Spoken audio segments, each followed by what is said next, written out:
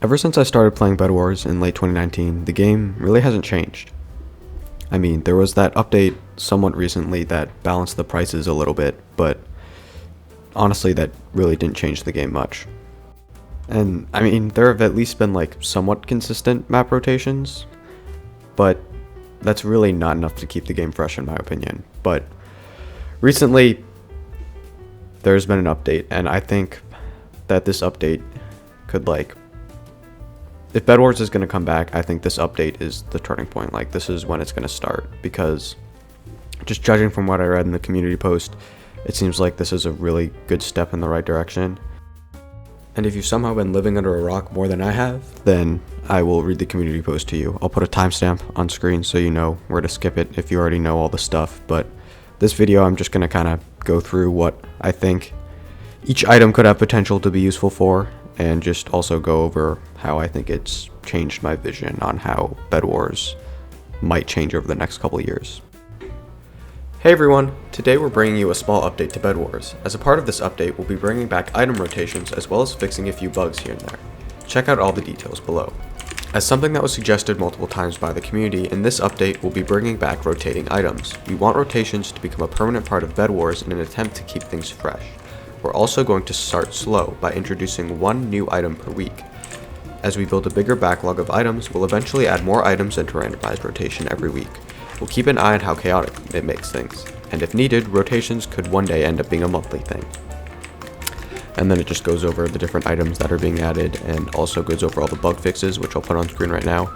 I don't think any of these were too major, so I'm sure maybe you got annoyed by one of them, but they're gone now. So since I'm slow, I missed the first item, which was from last week. It's called the sugarcane. It's essentially an egg, except it's actually a fireball. So you know how fireballs will go straight and they don't have gravity, they're not really affected by gravity? That's essentially what the sugarcane is. So you could use them in a pretty similar way if your aim is good enough, since they're quite cheap in comparison to fireballs. But the bigger applicable use is, of course, comboing people. If you know how to start combos with rods, fishing, rods, eggs, or snowballs, like, you can use these in that same way. Unfortunately, I missed them, so I don't really have much to say on them. Now, the current one is, of course, the ice bridge. It's from Lucky Block Bedwars. I mean, I'm sure you've seen it, but if you don't know, it spawns a temporary bridge of ice. I mean, you probably have seen, there's one on screen right now. And you can place blocks on them, so it's essentially 5 gold gets you a free bridge, which is definitely going to be something I use a lot when I don't have a bed, because I don't want to speed bridge because I feel like I'm going to die. So yeah, that's definitely where my extra gold is going to go. No more buying stacks and stacks of gaps. Now, all the other items I haven't had a chance to see yet because the update has not been out long enough, so nobody has seen them. So there's the sugar cookie, which gives you super speed and super jump for a short duration. I'm hoping the duration is like around 15 seconds, but I mean, I guess it really depends how expensive it is. But for whatever you're paying, I feel like anything under 15 just isn't worth actually consuming, because it takes time to eat. But then anything above that is maybe a little too overpowered. I'm guessing it will probably cost a couple gold. Maybe 5 to 8, depending upon how long the duration is. I don't really have much to say on that. Like, probably use them in the same way you would use speed and jump potions, unless it's too short, in case then it'll just be useless, to be honest. There's the snowman, which is supposed to spawn a snowball sentry gun. If that's the thing from Lucky Blocks, like, they'll be annoying, but also like not super overpowered, but like players will find ways to be annoying with them, which, I don't know. Probably my least favorite item on the list here. Now this next one, this one will be a lot of fun to use, especially in a party. The bridge zapper, which will instantly zap up to 8 adjacent blocks to whatever you click. So like, if you build a bridge, this is like the easiest way to team grief, so it'll definitely lead to some funny moments. And I'm sure people will make like trapping videos with them. I don't know if there's really too many. Oh wait, no, because you can actually use this on a bed defense too. I didn't even think of that. I just thought of that now. So yeah, wool defenses are much less strong, depending upon how expensive this is. That's interesting. Because I actually might stop using wool, because like that's just... I like that, because it encourages you to put something besides wool on your bed, which I do. And then the last one that's listed is the Miracle of the Holidays, which is a very expensive, supposedly, consumable that teleports you and your teammates back to your bed, healing 20% of everyone on your team for 20% of their maximum health. And supposedly it takes a bit of time to activate.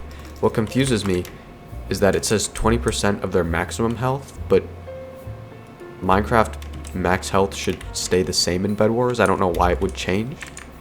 So I don't know why it doesn't just say 2 hearts.